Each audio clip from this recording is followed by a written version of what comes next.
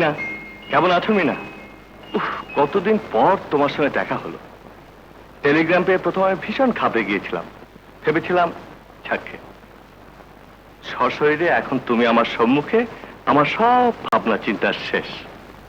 কি হলো, কথা বলছো না কেন?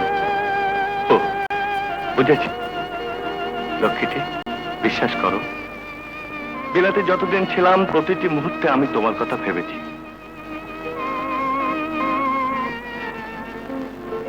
আমাকে তোমার একবারও মনে পড়েনি মিনা? মিনা,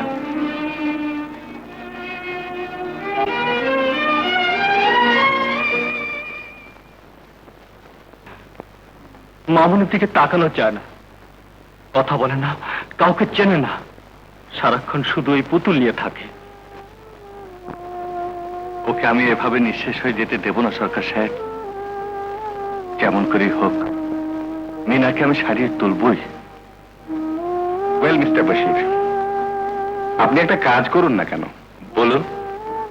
আপনি তো একসময় তাকে ভালোবাসতেন এবং বিয়ে করতেও চেয়েছিলেন। তা ঠিক। তাহলে এখন করছেন না কেন বিয়ে এই অবস্থায়? নো হাম। বিয়েটা হয়ে গেলে আপনি রোগিণীর সাথে আরো ঘনিষ্ঠ হতে পারবেন।